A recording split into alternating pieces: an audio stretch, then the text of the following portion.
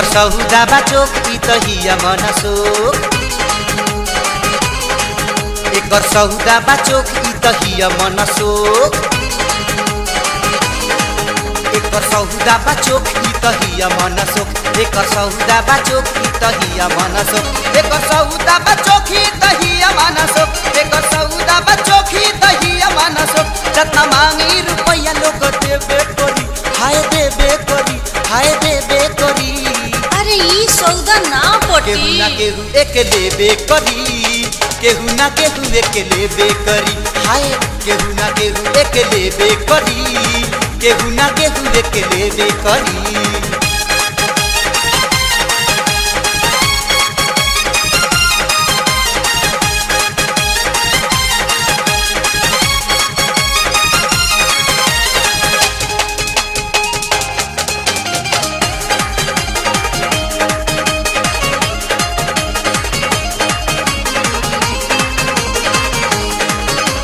गलिया टमाटर जो बना पपीता भयो ठवा गुलाब के फूल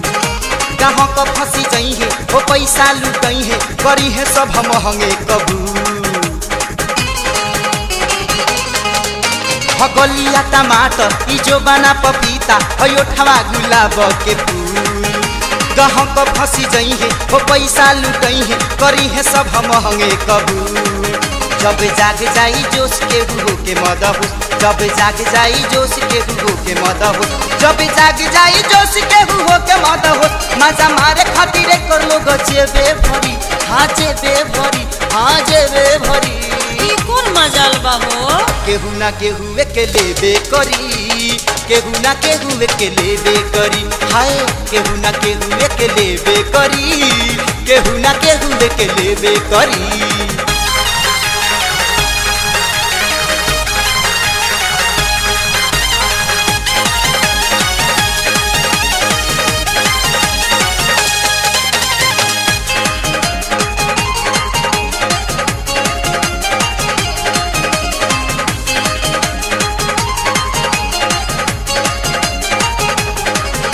कहत बानी साची ई कतही ना बाची एकर बा दीवाना हजार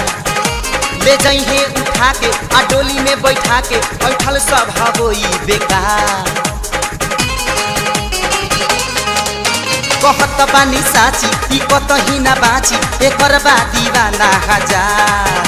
ले जइहे उठा के आ डोली में बैठा के बैठल सब होई बेकार आइटम बा ताजा मिली भरपूर माजा आइटम बा ताजा मिली भरपूर माजा आइटम बा ताजा मिली भरपूर माजा एकरा अखिया के जाम के पीबे करी हाँ पीबे करी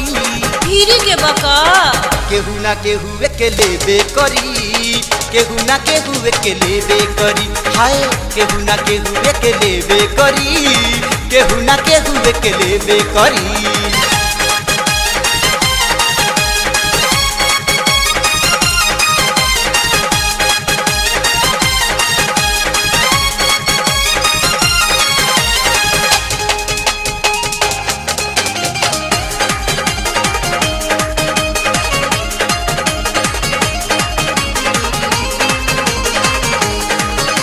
लागत बिया हेबी ई गरम जिलेबी एकर बाटे बनल बाजार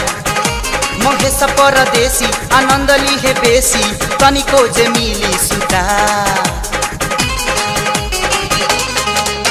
लागत बिया हेबी ई गरम जिलेबी एकर बाटे बनल बाजार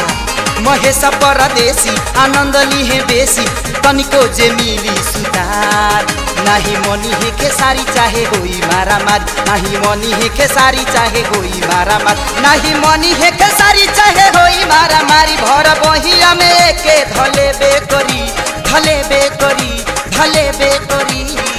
ई बात बा केहू ना केहू एक लेबे करी केहू ना केहू एक लेबे करी हाय केहू ना केहू एक लेबे करी केहू ना केहू एक लेबे करी एकर सौदा बा चोख ई तहिया मनसोख एकर सौदा बा चोख ई तहिया मनसोख एकर सौदा बा चोख ई तहिया मनसोख एकर सौदा बा चोख ई तहिया मनसोख जतना मांगी रुपया लोग देबे करी हाय देबे करी केहू ना केहू एक लेबे करी, केहू ना केहू एक लेबे करी, हाय केहू ना केहू एक लेबे करी, केहू ना केहू एक लेबे करी।